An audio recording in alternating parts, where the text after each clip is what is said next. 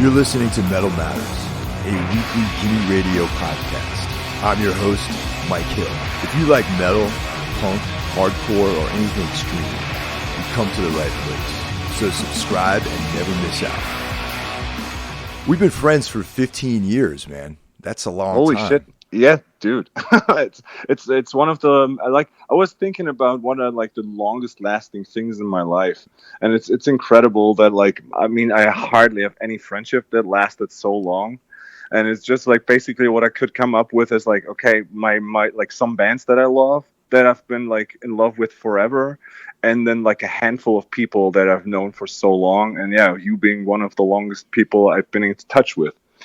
Even though we never really had proper time to just hang out, it's mostly we're somewhere on the road or just So I didn't do any holiday this summer, so I just kept it low and spent the 6 weeks alone. But for next year, I'm planning on coming back, so I hope I can make it work, and then we'll probably have time there. Absolutely, man. I make a point of that, and as time goes on, friendships, things like that are very important, and I'm valuing that more so as time goes on. And, people get confused about liking someone's band and friendship. You know what I mean? Yeah. And, oh yeah, man, well, he's in a great band or whatever.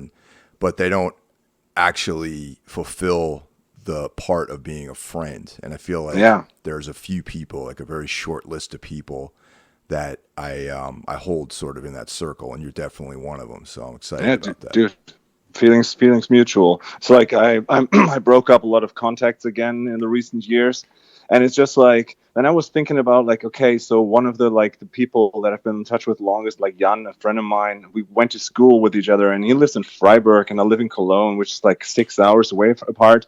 And if we possibly see each other once a year, if it works out. He has 2 kids now, and he's working in Switzerland and blah. But I just know if something happens or if I need to talk to someone, he's there. And it's it's also there's I doubt a lot of people, and I don't really have faith in humanity, to be a bit over exaggerating, but it's just just knowing that people like you are still around. We talk once a year, or we see each other once a year, but it's just he's my brother. He's just not living here, and I know there are some cool people out there in the world, and it's cool to be friends with them. Yeah, totally, man. And throughout this friendship that we've had, you played in several bands, and yes, you've come to the States. We've done played shows and toured together in Europe and the States and England, things like that. Yes. Right now, your current band is Ultha. And, yes. So how long has that been happening? When did that start? Ultha is in its 5th year now. We started somewhere around February or March with the first rehearsals, and we always do our own little festival, which is the Unholy Passion Fest, which suits your podcast episode we just talked about. And we always curate that, and this time it's our 5th anniversary, so that's on December 7th, where we will play with a shitload of cool bands, and we will do a special set with our first guitar player who had to leave the band, and playing with a bunch of friends on stage.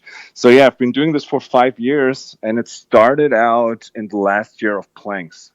Because Planks was, I was living in Cologne and the others were in Frankfurt and Mannheim, so it was super tough to schedule rehearsals, and I just wanted to have a band in my own town where I just go play and hang out. Yeah, and then Manu, we all knew each other from our old bands. We've all been in bands in Germany and played tons of shows together, mostly people from the south of Germany, and we all ended up living in Cologne or close to Cologne. And at some point, we just said like, okay, let's start a band. And we always wanted to have like a black metal band. And then Manu, like our drummer, he was the last missing piece because finding drummers is super hard here. And he posted something on our message boards like, I'm looking for a flat in Cologne. And I wrote to him, it's like, dude, I don't care about your flat, but I want to have a band with you.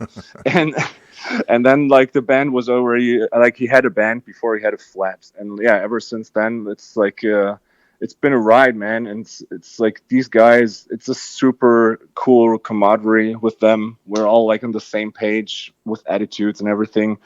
Yeah, dude. And now it's 5 years later, 3 full lengths, split records, EPs, and new release on the horizon. Yeah. So tell me about the new release. Like, is it recorded yet? Yeah. Andy, our keyboard player, who recorded all our records, and he entered the band. Like, he joined the band after the first record, so he's a like permanent member ever since then. And he's doing electronics and keyboards, and he has his own studio. And we used to rehearse there, and now we have a different rehearsal room, but still like use the studio. So he just recorded 2 new songs for an EP, which will be out on October 1st on Vendetta Records. Nice. And yeah, and I mean, EPs with us, it's a bit different because both songs are around 20 minutes long. So it's like a 40 minute long EP. Yeah. You know, it's funny that you mentioned that, because one of the things that the subject of tonight's podcast has to do with program length for records. And yes, back in like the 80s and 90s, LPs were like 35 minutes long. You know, like Slayer, Rain and Blood, you know, it's short. Yeah. You know, limited by the physical media, you know, of an LP. And you just mentioned that your EP is like 20, you know, like 40 something minutes long, which is like funny these days, you know? Yeah, I mean, I don't know. It's just the approach with this band. Like, my influences are definitely a lot like the classic black metal stuff. And I don't know. It's just like, we started the band and the first record had songs about like 10 minutes long, 12 minutes long. And then like when we approached the second record, the songs just got longer. I felt more comfortable in what we're doing and like developed my own voice.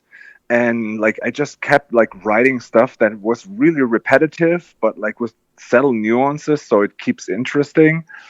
And I always like, when people ask me, it's like, what the hell is your band like? It's like, when I say it's a black metal band, they're like, oh, okay. It's like, dude, no worries. No corpse paint, nothing. It's just like regular dudes just playing black metal.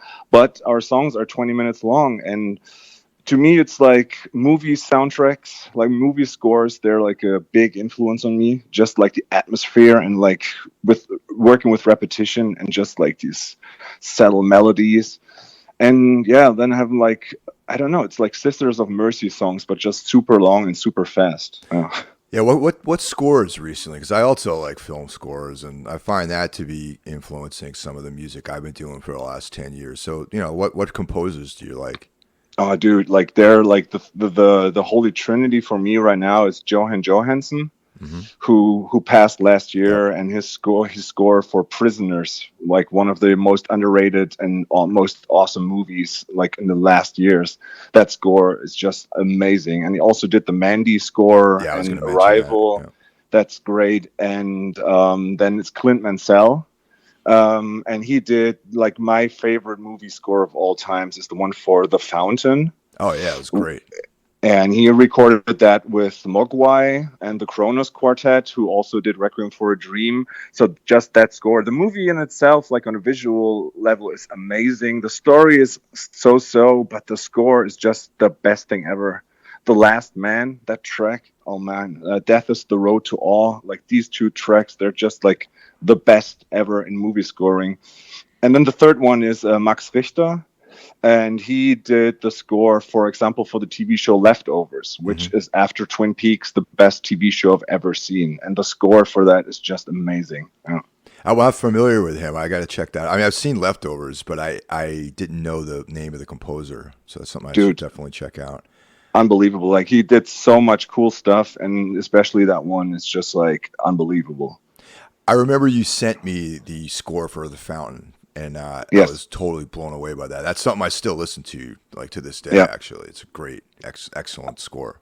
I was trying to track it down on vinyl, and there was rumors that there was a version, but it didn't, like, I couldn't get it. And like 2 years ago, it saw a re-release in a very beautiful packaging, and this one is framed in my apartment because it's just so good. Yeah. You know, one of the things that I think you and I bonded over early on, and is just the similarity that we have in musical tastes. Yeah, And you know, totally. back we met when my old band Anodyne was on tour, and you know, you were someone who was very hospitable to us and let us stay at. You know, we had a couple days off, and Yeah. you know, we're like this oasis in that sea of misery that tour ended up being. And you know, it was, Yeah. and you and I, like, I just remember specifically that one night we stayed at your place and we just like talked like into the Yeah. night, you know, about music and movies and all this other stuff. And Yeah. so that's why I feel like I understand when you have a new band or a new record coming out and I hear it, I'm like, oh yeah, that just makes complete sense to me because I feel like the same sort of energy guides Yeah. our creative visions. You know what I mean? Absolutely, man. This is just like it's been crazy that we met back then, and I mean, I was still like way young in a way, but it's just like we talked about so many bands and was just like, okay, so this guy gets what I like and I get what he likes, and that rarely happened before that. And just remember when like it was still like living in a flat, like in this flat when I studied with like two other dudes, and I had this small room, and you guys stayed in there with Josh and Joel, and like we watched the Death is Just the Beginning video, Yeah. like all these old death metal bands, and yeah, then we talked about so many things, movies and shit, and about how much you like Unbroken, wink, Yeah. and all these things. But yeah, man, it was just like, oh my god, this dude is like, he's the man. And just like I loved Anodyne, and then it was funny, like, because then Anodyne after that tour this like broke up a short while after. My old band Hellstrom broke up back then, and then you started Tombs, and shortly after I started Planks, which had that like different approach, but like in the songwriting perspective of just having these like melodies and the intensity. It was always like, yeah, I mean, we totally developed in different like ways, but everybody said like Tombs and Planks always make sense together. Yeah, And that's why now, we have yeah, the split out EP that came out, which is yeah, impossible to find, and those yeah. tracks are, you know, we should repress that. I think at some point it'd be fun. Yeah, man, it would be. It's crazy, yeah, because yeah, well, Planks has been dead now for a while, but people still write to us like, "Is there still vinyl left?" And so you can track down some stuff on Discogs, but like that split, like I think people that have it, they don't like leave it to someone else. Yeah, And it's like super limited too. I mean, like I released that on my defunct label, and I know there was only like 300 copies that are out there. yeah. So, Yeah, there was the European version with a different cover that our buddy Liddy did, and uh-huh. that was also limited. And Yeah. like these two, like they were sold out instantly, and I don't know, like they never pop up. But yeah, it's like I just recently been going through that stuff, and it's crazy. Yeah, and but that was just like that time was the shift when Tomb started incorporating blast beats and stuff before Yeah. Winter Hours came Yep. out. Yeah, That's true. Yeah, the drummer we had on that record couldn't really blast, so the guy, you know, Andrew, kind of stepped it yeah, up and, you know, took it to a different level. So that brings us to today's subject, Breach, specifically the Kollapse record, and you have the responsibility of sort of schooling me on this band. You know, dude. I had never heard of them. I'd seen that name. Mhm. They had a record on Relapse, but Yes. I'd never really knew who they were until you schooled me on it. Yeah, yeah, You know? my pleasure, absolutely. And it was just like this the perfect match of that, where I knew like this band is something that he will like and he will understand why I love it so much. And I mean this record like Collapse is ageless. Been just playing it constantly like for the last few weeks again, and it's just like it's like it's came out in 2001 originally, like it's listed as 2002, but it's like came out in 2001, and it still holds up. It's still such a good record, and it's been hugely influential on what I do. Like just the perspective of like do whatever the fuck you want. Like if you want to bring like an atmosphere across, do whatever the fuck you want. And people give us shit with Ultha here. Like, some people love it, and some people, like the purists of the German or European black metal, like, you guys are not black metal because you don't look like a black metal band, and you have slow songs and you have like wave songs. What the fuck? And we're like, dude, I don't give a shit. Like, you have a gazillion other bands you can listen to, then don't listen to our band. But it's just like the thing with Ultha, because we all have the same mindset. So we all love Breach. We all know their records, and especially Kollapse and the one before that, Venom, which was on Relapse. Mm-hmm. And it's just like they did whatever they wanted. I mean, on that record, the singer does wolf howls, but not like in a black metal way. It's just like retarded wolf howls, and it's just the coolest thing ever. Yeah, let's go over some of the details, some of the factual stuff about the record. So I have the release date as December 3rd, 2001 on Burning Heart Records. Correct, and yes. It was recorded at Grondal Studios, August 1st, 2001 by Anders Ekstrom, who's the guitar player in the band. Yes. Does that check out? That's right, yeah. Okay. That's what I just have the vinyl version in front of me. And it says the same thing. Yeah. Okay. Yeah, because sometimes, you try to find info, the names, things are a little sketchy sometimes. And they're not a band you find a lot of information about. No, there's very little, actually. I mean, even if you go to Wikipedia, there's just a couple paragraphs about the band. Yeah. Like on Discogs, you find a longer paragraph, but this is basically just a Relapse promo sheet, because it ends with Venom. There's no word about Kollapse. Yeah, which is totally ironic, because that actually, this is the record most people know the band for, really. I mean, yeah. A lot of people, they had a music video that even played on Headbangers Ball, and for the song of Venom. But then Kollapse came out 2 years later, and kind of like no one really noticed that. And it's just like they did a lot of crazy stuff. And they just were perfect on Kollapse, where everything is like to the finest detail is just perfect in what they do. Yeah, I feel like they called it quits at the perfect time too. Like, because sometimes bands will make that one record and they'll have 3 or 4 records that just are a decline in the quality. Yes. And I just like it that they were so consequent and just say like, okay, we're done here. And they toured with Entombed before, and they toured with Neurosis, which both make sense. Yeah. And then they just released the record, and they said like the chemistry is not there, and they broke up. And then 2007, like at the wedding of one of those guys, they played a reunion show, and there's a video on YouTube of that actually, where they're all like dressed up sharp, like with their Scandinavian swagger, and like they play 2 or 3 songs, and then people said like, you never played a final song. And then like in December of 2007, they played a final show at Stockholm. And I didn't get a ticket. So like I already had like a flight schedule, but then the tickets were sold out. And there's also video footage of that. Well, it was my chance to see them, but I didn't see them, and this still bums me out. Yeah. But then they said like, no, not like refused. Like they came back and did like a gazillion other things. They're just like, we play that one show because we owe like our fans a final show, and then we're done. And that's that.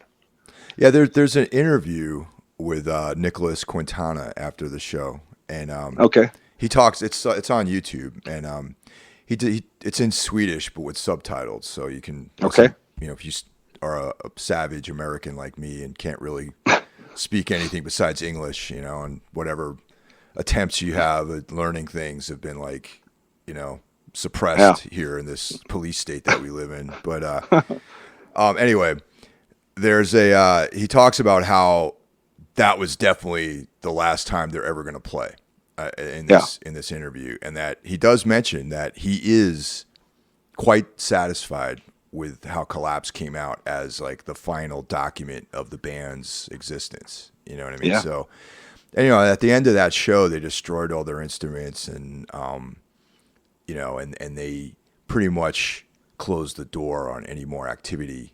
He did not rule out performing again, but he ruled out any more new material, because the interviewer asked him if there was going to be any more records or recordings or anything, and he's like, it's funny because he's like, I think any new material by this band would be pathetic.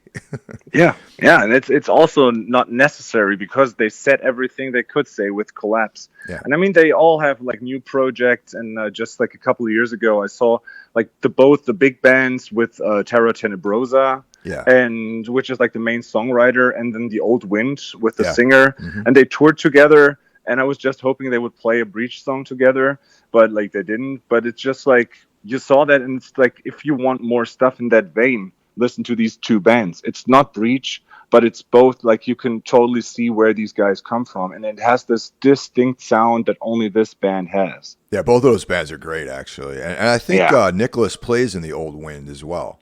Yes. Yeah, Right. Yeah.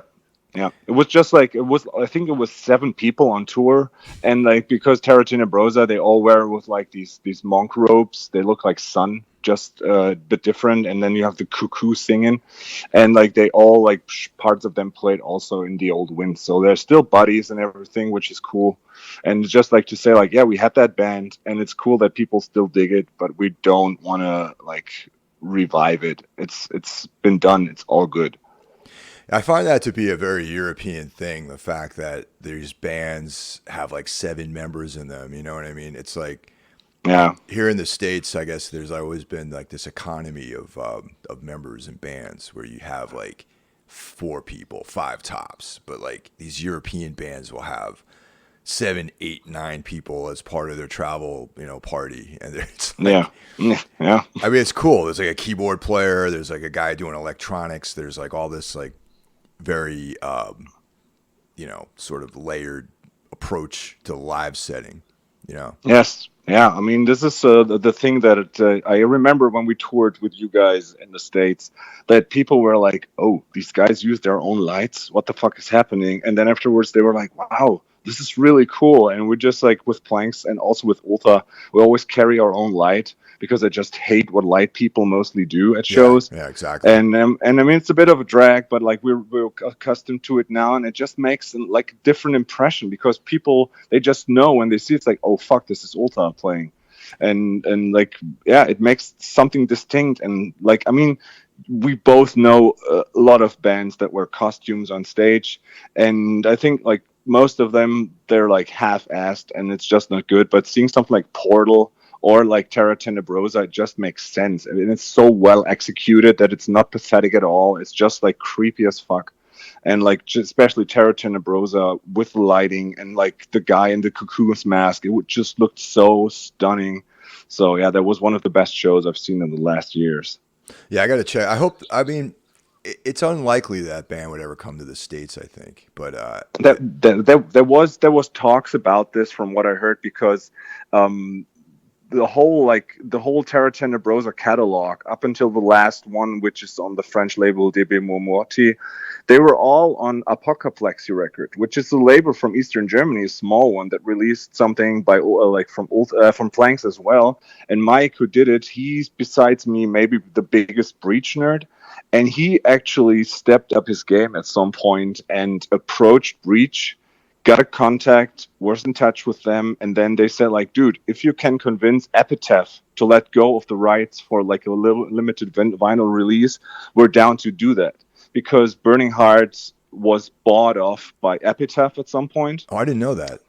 Yeah, it's Oh, wow. they own 51% of the shares. So Burning Heart was because they had like all these bands, they had the Hives and all this shit at their peak, and then Epitaph just bought them, and with them all like the smaller releases. And it's kind of like with Candlelight Records and Woe, that they Yeah. said like, yeah, well, we don't care about the record, we won't reprint it, but like we also won't give you back the rights. Oh, wow. So So all that stuff's out of print too. Then that yeah, sucks. and but Mike actually, like, it's so funny because Mike, he back then, he would just like had his second baby, and he was like this super regular, nice, quiet guy. He actually started doing all this research, talking to lawyers and talking to Epitaph, and they in the end allowed him to do like a 500 vinyl press of Collapse, of Venom, and It's Me God. And it's like you can get like, because Collapse before that was never released on vinyl. So he did it like as a deluxe 2 LP version, which is super, super nice. And he even, what's the craziest thing, he dug up a last song that hasn't been Oh released. man. And I have that song, and if you want it, I will send it to you. I thought Please. I already did, but like, yeah, it's called Empty Hand, and it's like 2 minute 46, and it's a perfect like song that could have been easily on Collapse. It just fits really well. Yeah, this vinyl, man. It's like I remember when I have the CD version of Collapse, and I spent like $48 American Mm, at a for a CD at this record shop in Amsterdam. And yeah. I was like, it was probably like a couple weeks after you told me about the record and played it for me, and Mm, I was like, I gotta find this, man. So we were in Amsterdam. Actually, it was when there was that festival that we played with the 244 GL. oh yeah, right. Yeah, my That friend was in the Benny's old band. Netherlands, and Yeah. we got there early, and we went into Amsterdam, and we were walking around, and we found a record shop. Went in. I found two things. There was the Rollins band Gore split and the Breach Wow. record. I ended up spending like $100, I think, just on those two records. And I was like, Huh? but hey, sometimes you Money got to well do things spent. like that. And Yeah, I'm happy dude. to have both of those records in my collection. Yeah. Yeah, man. It's like I still have the original print of Collapse, which was been like has been put out by Trust No One, the Swedish label by Tim, the guy who drums in Switchblade, Oh yeah, also super underrated band. And that vinyl was like unbelievably expensive when I bought it. And it's like there were like these two or three records, or there are, and where I always think like, okay, like the one I spent a lot of money on that Breach record before the reprint came out. And I mean, there's also like Deadest Dreams by Weakling, which is like my favorite black metal record. It's like it never pops up on Discogs under 300 euros or yeah. something. And I'm always like, fuck. So like I'm really considering it, but it's just I couldn't get myself to the point to say like I'll actually buy it. Yeah, that yeah, I gotta get my hands on that vinyl re-release, man. I know of the Collapse record. I know that's going to be pricey, but I gotta find a copy of that somewhere. Yeah, I mean, I just checked Discogs. You can find the "It's Me God" on vinyl. It's pretty easy to track down. You could also get the Venom one fairly easy, but the Collapse is not listed. Like no one is selling that right now. Yeah. But like I guess at some point people will sell it. And yeah, I mean, I think since not a lot of people know that, and that's why I'm so happy we do this podcast about this record, because it's a record almost nobody knows or remembers, and it's so worth it. So, like, yeah, you can still get it fairly cheap.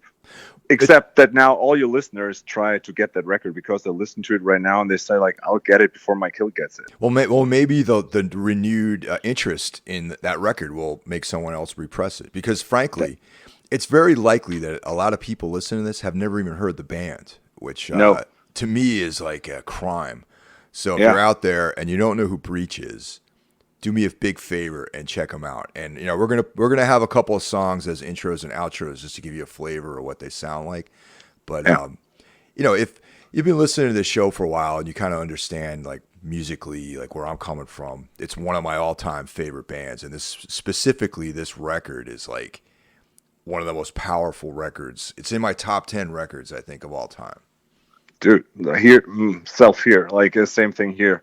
How, like, and that's interesting. Like, I thought about, like, if you'd asked the question for the podcast, how would you describe Breach? Let me address this to you. Yeah, How would I you was actually describe that it? was going to be my next topic, as like how would you describe the band exactly?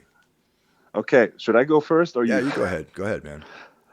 Well, it's I was really wrapping my head around it, and to put it in, like, I guess primarily Americans will listen to your podcast. I mean, you have like a lot of Well, international listeners, but like I I think, looked at our metrics, and and we have about 70% Americans, North Americans, including Canada, and about 20% to 20 to 30% like Eastern, Western Europe. You know what I mean? okay, And then yeah, and a small percentage of people in different parts of the world.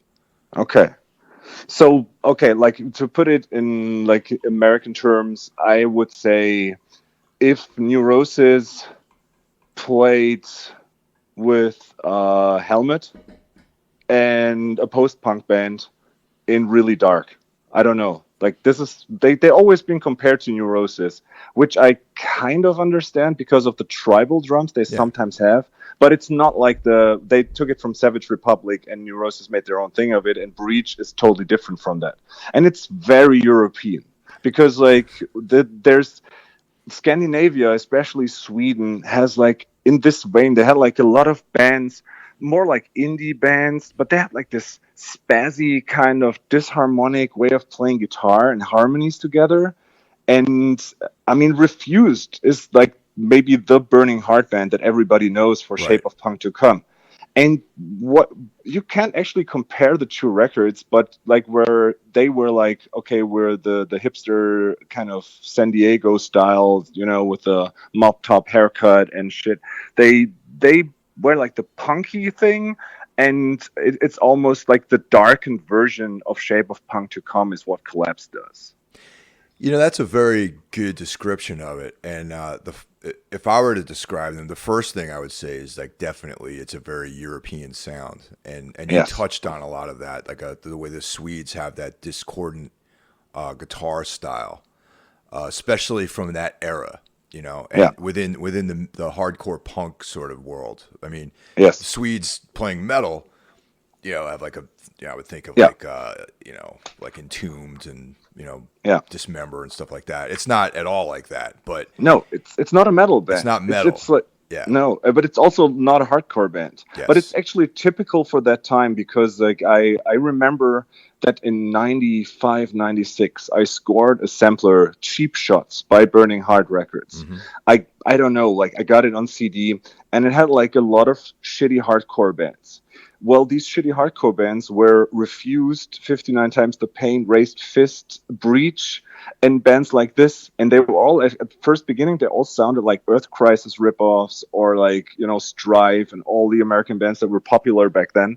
And they all, like, an Abhinanda, yeah, that's another band. They all started like as a straight hardcore band, and then they developed in such a different shape, and they all became something totally unique. And like the top three being, I mean, Refused, we all know what an impact the Shape of Yeah. Punk to Come had back then, and it still holds up. I mean, I'm not necessarily a fan of like them being back and now doing like telecom sponsored tours and saying, yeah, capitalism stole my virginity. But like they're still around, and that record is just flawless. And Abhinanda, a totally underrated band, their last record, The Rumble, is like it's like Turbo Negro in like super fucked up and like even more emotional some way, which is awesome. And then Breach, they just developed their own distinct sound, and it's just so dark and it's heavy, but it has like this rock, death rock element in it. Then these instrumentals, it's just so weird what they do, and it's just so flawless when you hear the total package. And also, I'm gonna make another statement too. And you know, gotta remember their career as a band started like in the '90s. I'm Yes. talking about Breach. You know, it ended Yeah. it ended in 2001. So they're, by all accounts, a '90s band. Yes. And they, in many ways, and in many uncredited ways, I think, are responsible for bands like Cave In and ISIS and all that other stuff, as well as the obvious stuff like Neurosis. And Sure. you know, and Aaron Turner's been on the podcast, and I met Aaron like in like '95 or something like that, and I think he was one of the only people that knew about Breach back then. Yeah, And I remember you telling me about this. Yeah, Yeah, and it does yeah. makes sense because ISIS definitely, like everybody always says, ISIS just stole from Neurosis, which is not true. They were their own band. Yeah. and you can clearly hear that Breach had an influence in some way on that. The I think the most well known band that still kind of does that is Cult of Luna. Yes, definitely. They do it like in a bigger way and more theatrical. Breach is like the punk rock version of Cult of Luna in a way.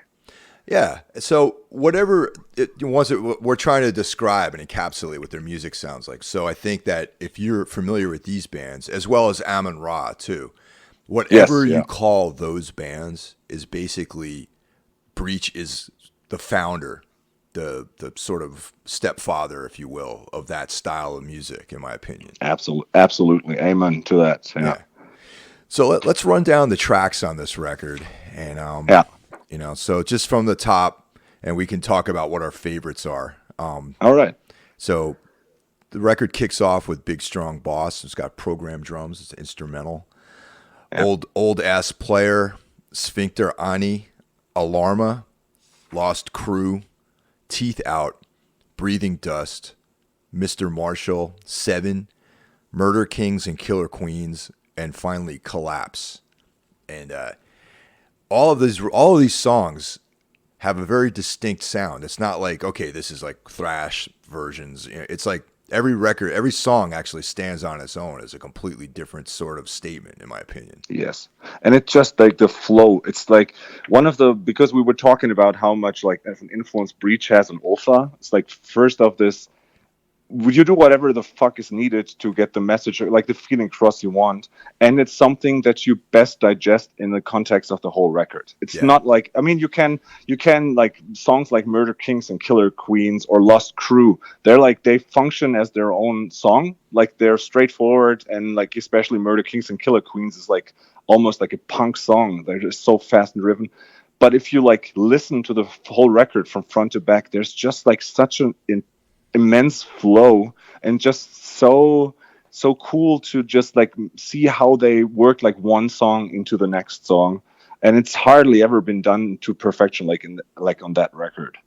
Yeah, exactly. And what are some of your favorite tracks?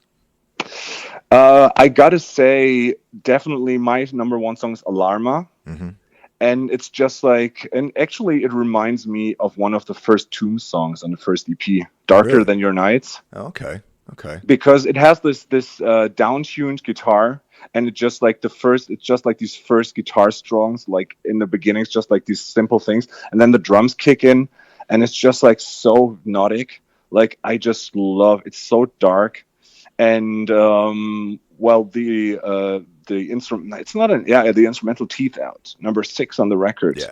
It's like 9 minutes long, and it incorporates like xylophone and marimba and all these weird things. And if you like listen to the record a bunch of times, the drummer, I'm pretty positive, only played like a snare, a stand drum, a kick, a hi-hat, and a ride. But no crash, no rack toms. And it's just like doing this weird rhythms just with like hi-hat, snare. And on that one, it's just like underneath it, and you have like all these other instruments, layers over layers on top of it, and so good. Yeah, so like Teeth Out, Mr. Marshall, love it. Like with the wolf's howl, then it gets quiet, and then it builds up with the keys in the end. And the final, like Kollapse. It's just such a beautiful ending, like 9 minutes long. It's just magnificent. Yeah, that's what about you? One. For me, Alarma. And it's funny that you mentioned that. It reminds you of a track off the first Tunes record. I think that like sort of maybe subconsciously that might have snuck in there as like an influence. And but yeah, that song, when I remember hearing that for the first time, because it starts off with this kind of lo-fi guitar, and then it kicks in with this like crushingly heavy, just like end of the world. Yeah, and exactly. There's like this ultimate sorrowful like guitar line that comes in, and it's just like so heavy and emotional and intense. And that song is my favorite song on the record, and it's very simple. Like there's not rhythmically, it's not very complex, and like the song structure is very repetitive, but it has like such an emotional impact. See, and now I gotta say, sorry for interrupting, but again, of course, it's your favorite track. It's also my favorite track. Mm-hmm. So yeah, brings us back to the point that we had earlier. There's some synchronicity there. Then Lost Crew is actually a song. If I want to, like, if I pick up this record and I'm like, I want to just listen to a couple of tracks, like that's a song because it sounds like Interpol or something like that. It has this like, it actually does, to it, And the first time listening through this record, I was like, that song just jumped out like as being like a real abrupt left turn, And that became one of my favorite songs on the record. And then, that's sorry. Yeah, go ahead. So finally, Breathing Dust. Those are my top 3 on the record. Breathing Dust, great song. Amazing. I just remember, like back then, there's the magazine is still around, Visions magazine. It's like a print zine, very big in Germany, Europe, mostly Germany, and it's it has more like an alternative vibe, but they also do metal and hardcore. And they used to have this CD which came with the magazine, and I had this like as a subscription back then. and on one CD there was actually Lost Crew as a song on it, and I didn't even know that there was a new Breach record coming out. So I was just like at home. I don't know. I was still living with my parents back then, because like when we met, I just had been like leaving my home for. I left 2 or 3 months ago. So like I was still living at home, and like came home, did something for school, put the CD in, and it was like, okay, this song sucks. Next song sucks. All of a sudden, like, and it started. I'm like, holy shit, what is this? And it's like, oh my god, it's a new Breach song. They have a new record out. And it was so cool back then, because you had to really wait it out until the record was released, and then go to a store and like buy it, and like not like today. It's like, oh, there's a new track, add it on Spotify. Yeah. Oh, the new album is out, download it on Spotify. Back then it was just like this tension, and you were like, oh man, I'm really awaiting this record, and when it comes out, I will play it like 100 times. Yeah. Yeah, that's it's funny that track was on a sampler, because you could be easily misled to what this band sounds like if that was the first song you heard by them. Yeah, and I could totally see that people were like, "Oh, this is cool. I buy the CD," and at home they were like, "What the fuck are they doing?" And I mean, just like opening the record with Big Strong Boss, like a 5 minute long, I think 4.5 to 5 minute long instrumental song that develops really slowly with like this tender rhythms, and then going into alt as player is just like a statement to say like, fuck it. We will not open with a short intro and then a fast song, or with a heavy song. We will open it with an instrumental. Yeah, definitely. It was like that's something that was made a huge impact on me as well, and something that I'm still trying to do like creatively, is to match that sort of dichotomy of, sort of soft subtlety that they incorporated by doing that song selection. It's just like totally like, really, really worked well on that record. I think like what most impresses me still listening to Breach, especially like with Kollapse and also with Venom, is I think like, I mean, with Planks, I tried to write riffs in that vein, but it never worked. Yeah. And we were just a 3-piece, and it was just like me writing the stuff and then the others adding their stuff to it. With Ultha, it's like we are 5 people, and like in the beginning we had a very good second guitar player. Now we have one that is really creative as well.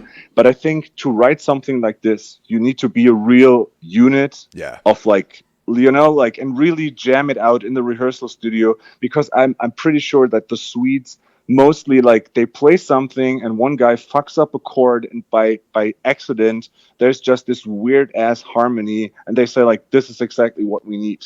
Because I think you cannot write something like this alone at home or on paper. It has to like organically like happen in the rehearsal space. Yeah, there's definitely that feel to it for sure. Another band that comes to mind, I mean, because like, we were talking earlier about other bands that we found to be similar to them, or sort of disciples of what they've done. And, we mentioned Amon-Ra, we mentioned Isis, we mentioned Cult of Luna. There's also the Swiss band, Knut. Oh yeah, man, Knut. Yeah. Yeah. They're definitely, I see a lot of similarities to what they do. It may be like they might be a little bit more aggressive, I think, than Breach, but another Hydra Head band that may or may not be obscure to some of the people that are listening to this, but they, there's definitely like a similarity, I think, between them and Breach.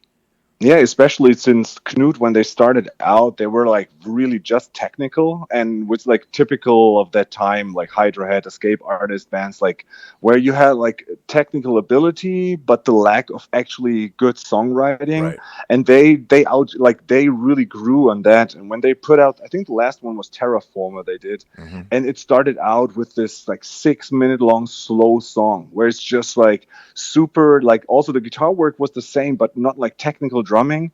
And then after that they just started playing really weird, and then they had like an instrumental in the middle where it gets more quiet, and this makes these records even more enjoyable, that it's not like full on chaos for like 40 minutes, but you actually have time to breathe in the middle, which makes the next song even more intense. And that's what like the Kollapse record does all the time.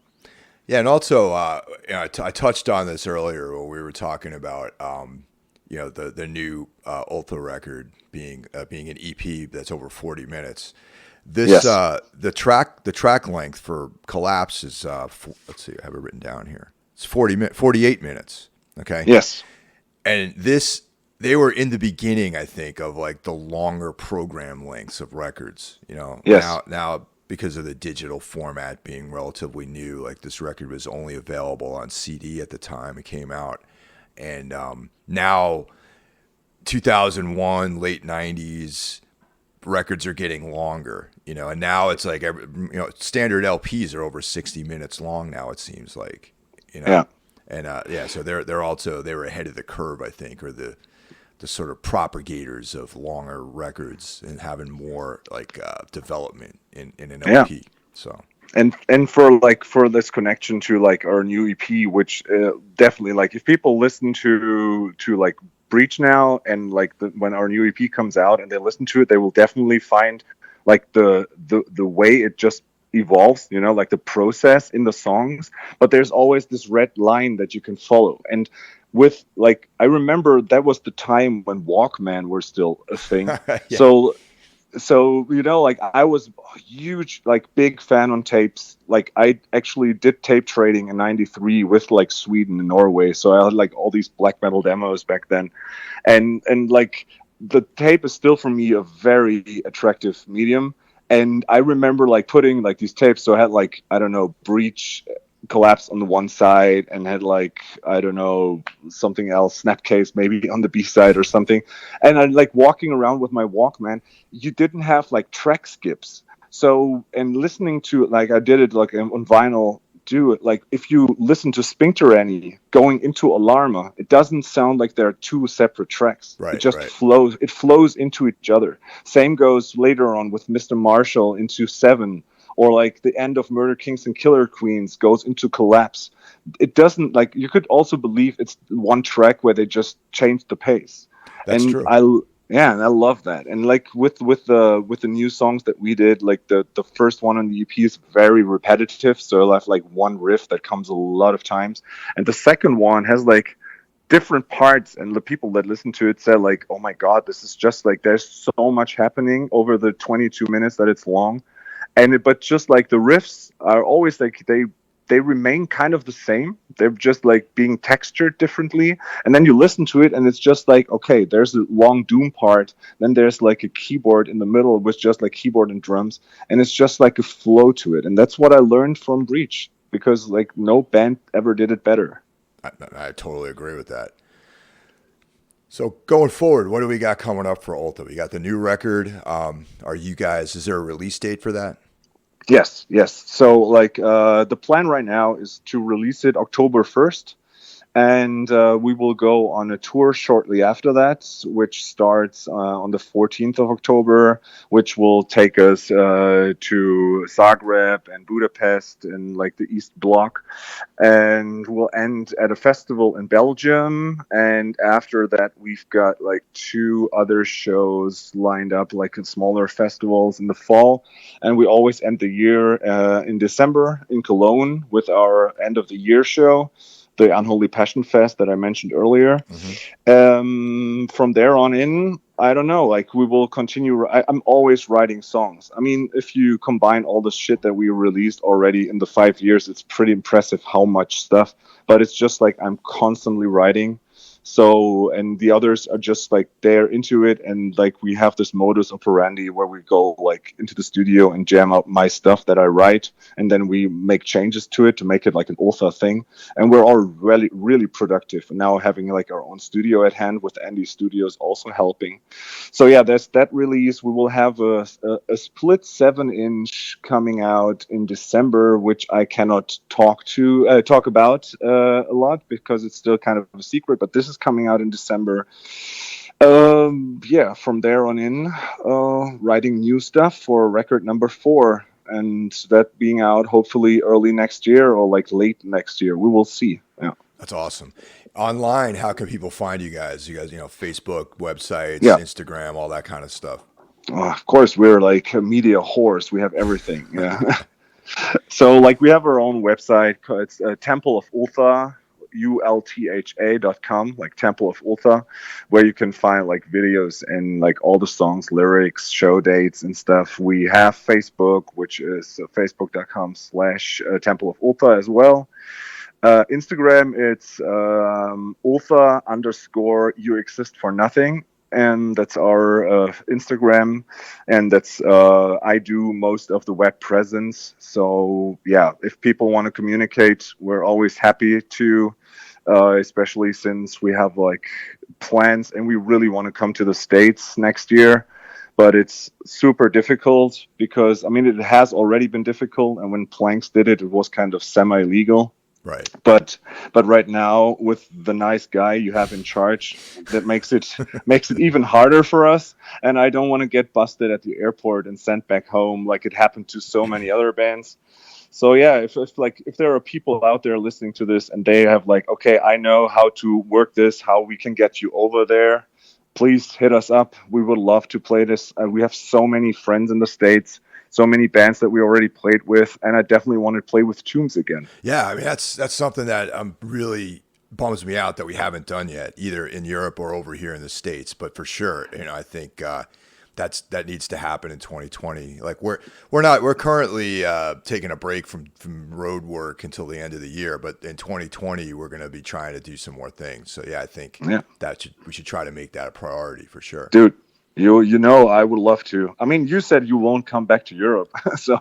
I actually went back on that one last year when we played Hellfest. So that's but yeah, I'll come back to Europe. I just a good reason would be to come and play with you guys, dude. We would love to. We're in touch anyhow. So let's make plans for 2020. We would love to do that. It would be awesome, man. Awesome, man. Well, it was great talking to you, and it was a lot of fun doing this, man. Yeah, dude, it was a long time coming, and glad it worked, and that's actually seemed to sound okay, because last time we did like this podcast for your old Everything Went Black thing, it was kind of like hard to understand me because the telephone line was so shitty, but I think this was really, really cool. So, Everything Went Black still exists. I still do it. Just to let anyone out there who doesn't listen to my other show, it's called Everything Went Black, and that's sort of started before this, and I don't put episodes out as regular as I used to, but it's still rocking and rolling, still doing it, still have other episodes that are coming out fairly soon. So if you guys you can't get enough of me on a weekly basis, you want to hear more, go to everythingwentblackmedia.com and you can listen to all the old episodes and find out about the new ones that are coming out. Yeah. Awesome. Dude, thanks so much for having me. It was good catching up. And please keep up the work with the podcast. I love it. It's like I listen to it every week and looking forward to it. It's really good. I appreciate that. So. All right. Thanks a lot for listening, and we'll see you guys next week. So